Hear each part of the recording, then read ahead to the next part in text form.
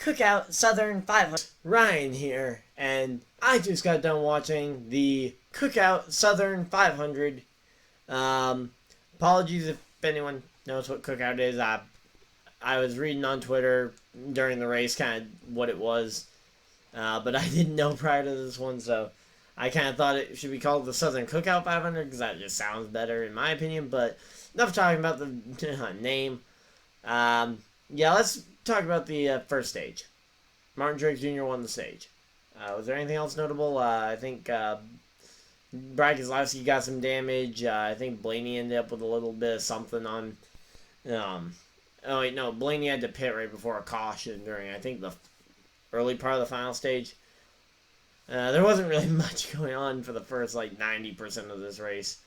It wasn't until 20, 30 to go that there was a huge amount of shuffling around with a debris caution for a fairly reasonable sized piece of metal, so not like a completely ridiculous debris caution like we've had before, so good job to race control. I would say actually most of the cautions that they brought out were fairly legitimate reasons for bringing out cautions, so yeah, I would say A+ to NASCAR race control overall.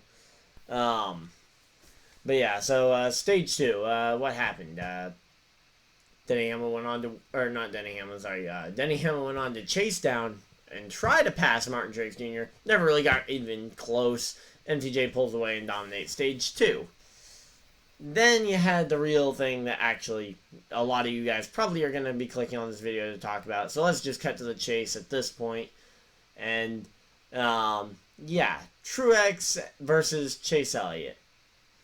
I'm sure neither one of them have particularly nice things to say to each other. I didn't find or didn't hear any interviews during the part of the post-race I did watch. Because I was kind of watching to see if there would be anything. We didn't hear anything directly from either of them, at least not that I noticed. They cut pretty quickly to the more victory lane, or not to the victory lane, but the more regular after show type thing that like NASCAR America type show that I don't really watch all that much of. So if they did say something there, I'll probably talk about it in a video later on. If Chase Elliott went and gave the middle finger to Truex during an interview or something, I'll put that in a video later.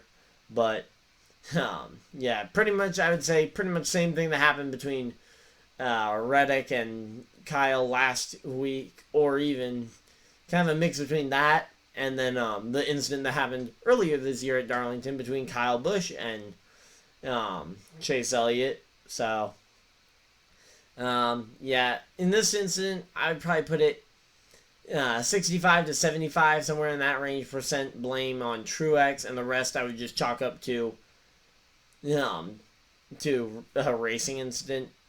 I'd probably be more inclined to say 25% racing incident, 75% Truex, because he was definitely not clear, and he came all the way up into the wall himself. So, I mean, he didn't improve his own position very much at all by doing it. So, in the end, it really just came down to a fact that, yeah, that didn't work out beneficially for anybody in that position. So, good job, Truex. You probably just made some Elliott Nation people not the happiest with you, because Chase Elliott definitely deserved a good finish there, but I'll be honest, so did Truex. Truex probably was one of the, if not the best car, because really, I mean, he'd been at the front all day. He'd been able to pass people when he wasn't out front.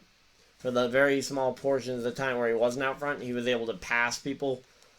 One car that kind of in the middle of the stage 2 really started to show that he was going to be a threat and just kind of be hanging around in case something like this happened was Kevin Harvick, who ended up winning the race. Yeah, so Denny Hamlin, Kevin Harvick continuing to pretty much trade wins with an occasional William Byron win in the middle there. So, not going to talk too much about that. I would really more want to talk about some of the guys who finished, other playoff guys that finished in good spots. Let's talk about Austin Nill finishing second. So close to winning his third crown jewel of his career, which I would have laughed. I was kind of joking during the finish of the race as we saw Austin Dillon chasing him down. And for a minute, I thought he was actually going to pull it off. Of 3 of his first 4 wins being different crown jewel races, not just dominating the Charlotte 600, not just like doing that as his first 3 wins being crown jewel wins, but he had the Coke 600, which he won on fuel mileage, and the Daytona 500, which was another good luck situation. This would have been another fairly lucky situation, but probably would have been the most legitimate of the 3. But yeah, great job to Austin Dillon though to run second to, ironically, the guy that he replaced in that in that car over at RCR back in 2014. So I guess kind of living up to some of the hype that he's starting to kind of fill the shoes that everybody was hoping he would.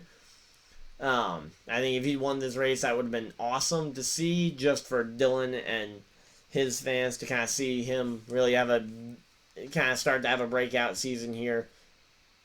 6 years into his Cup career, which, I mean, hey, it was a little bit of a slow start, but he's starting to get into the rhythm. And he's about the same age as what Jimmy Johnson probably was when he started in the Cup Series, or at least when he started winning championships. Which, sure, Dillon's not a championship contender, or at least not likely going to end up being it. But runs like this, hey, who knows how far he might be able to carry himself. He might be able to go to the round of 8, which then just a lucky victory at Texas like he had earlier this season could get him to Phoenix, And then lucky situation could happen in Phoenix, and he could win the championship and go on to be like Joey Logano. Logano finished 3rd. Again, not really much to talk about. Solid driver, getting a solid day, which is all he really needs to advance. Eric Jones, after missing the playoffs, getting 4th, which I had him in my lineup for NASCAR Fantasy, so great week for me personally. Great week for Eric Jones. He and that team really needed something after being told he won't be back at that 20 car next year, and the added fact that he will not, that he did not get a chance to race for the championship after the last 2 years where he did and got terrible luck. Looks like luck went his way in the first race of the playoffs this year. Problem is he isn't there in the playoffs. But still, a good race nonetheless for Jones. And Byron, who did make it into the playoffs with that win last week, getting another top 5 at a very tough track that he's traditionally been pretty good at. Yeah, in an earlier take of this video, because I forgot to take off my delay that I sometimes forget about with the whatchamacallit. So yeah, I had a failed take, but yeah, if you think about it, Byron could theoretically make it to Phoenix, because he was really good at Martinsville last year. Like, he was the only person who had anything for Truex last year at Martinsville in the final run of the playoff race. So let's assume he's in the playoffs at that point, because he's got Talladega, which he already has he won a super speedway earlier this year at Daytona, and he's been historically pretty good at the Roval, which are probably the 2 less predictable races on the in that round. So if he can survive Las Vegas with a good finish, he could realistically go on to that round of 8, and then if he can manage that win at Martinsville potentially, or even just be very consistent in the 3 races, he could realistically be a championship 4 contender at Phoenix. Now, I think he'd be a 16th seed, upsetting a number 1 seed if he does go and get the title. But even making it to the championship 4 would be a massive step forward for that whole crew. Chad Knaus and all them. And we would have an 8-time champion crew chief, because Chad Knaus was Jimmy's crew chief for all those titles. Bowman, another solid driver, another solid Hendrick Motorsports finish, and the only other Hendrick Motorsports driver in nearly the top 20. The other 2 actually did both manage top 20s, but that's about it. Yeah, you had the Busch brothers both getting solid top 10s, just kind of doing pretty much what they need to do to survive this first round. Definitely not what Kyle needs to do to make a championship run like he is expected to do.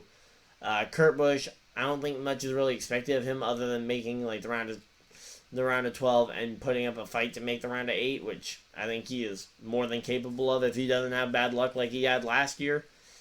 again, just kind of luck ending up in some of those wrecks. And other parts failures. Amarola, Boyer, they are actually tied on the cut line after both getting solid top 10 days, so they're both going to be fighting it out, including their teammate Cole Custer. So 3 Stewart-Haas cars fighting for that last spot in the round of 12. Custer did a great job today at Darlington, really kind of putting himself in the conversation of maybe being able to also advance as one of those lucky winners, being able to kind of advance himself to the round of 12. Denny Hamlin finished 13th, really didn't need to do much. Again, big 2, tons of playoff points. Kenseth Newman getting top 15s, that's great for them. And then, of course, as I mentioned, Jimmy Johnson, Chase Elliott grabbing those top 20s, just kind of salvaging really terrible days. And not mentioned so far, you had Blaney, who had a really bad finish. Where did Blaney finish? Oh, yeah, DeBenedetto also 21st. Truex faded all the way to 22nd. Blaney 24th. So, yeah, DeBenedetto and Blaney, though, are the 2 that really are hurting after that first race because they are both now 17 points outside the cut line. So, yeah, they're going to need to fight to try and make it back in.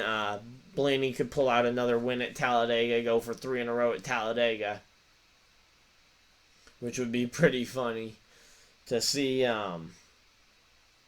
Yeah, so a lot of drivers just kind of having some bad finishes, and to be honest, those bad finishes are also going to turn into bad qualifying runs at the next 2 races. So that will definitely not help them out very much.